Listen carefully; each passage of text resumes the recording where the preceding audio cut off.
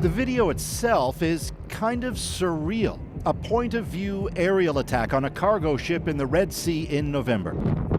One of more than 24 assaults on ships in that part of the world that have threatened the global economy. And by the way, this one, in the eyes of who did the attacking, hugely successful.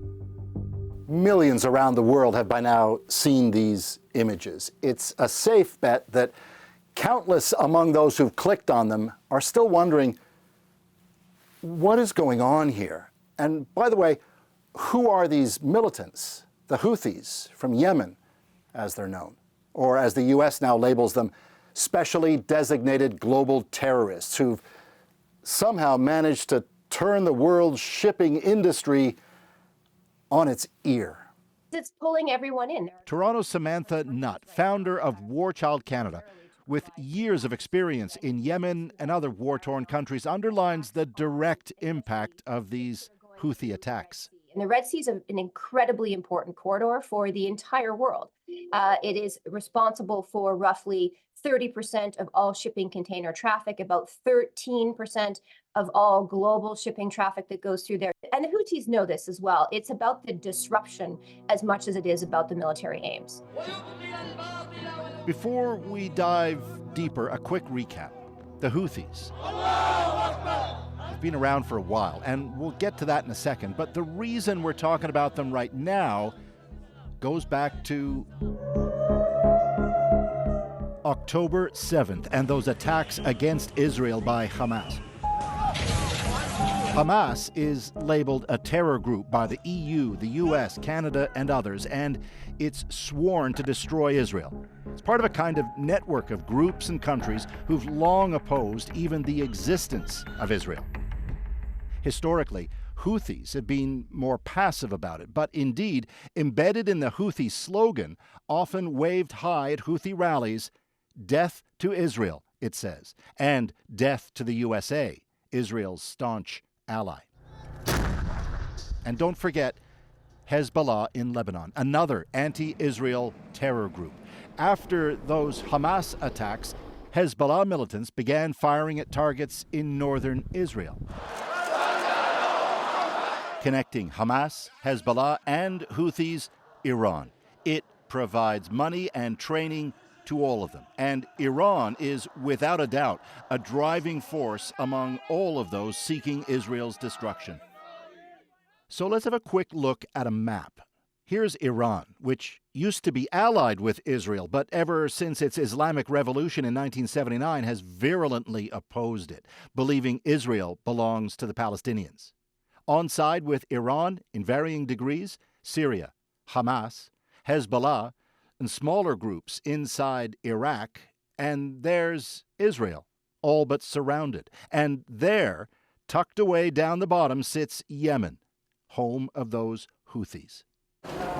Yemen is one of the poorest countries on the planet, in a seemingly perpetual humanitarian crisis. Its poverty rate is among the highest in the world. Millions are displaced by war and on the brink of famine.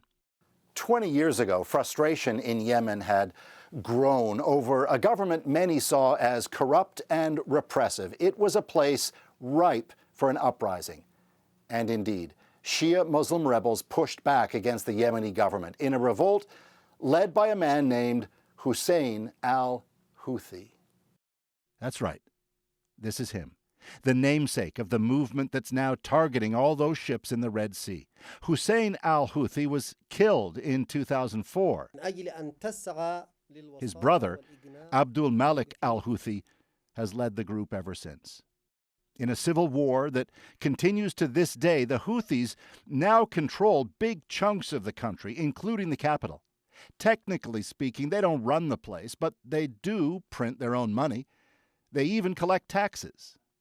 Even so, they've often been described as ragtag.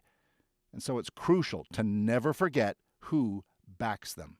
The fact that Iran has supported them militarily, helped to train them, to finance them, that is what has given them a degree of power and influence both locally, nationally, as well as we are seeing right now, regionally, that is beyond what we might have expected from a group such as this.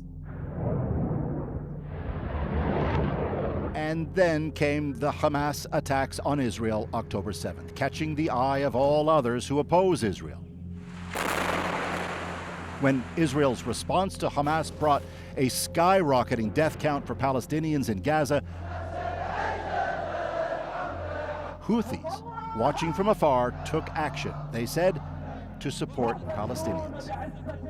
In the crucial waterways off Yemen, Houthis attacked cargo ships. They said ships with ties to Israel. But soon enough, ships linked with any number of countries came under fire, all of them easy targets for drones and missiles.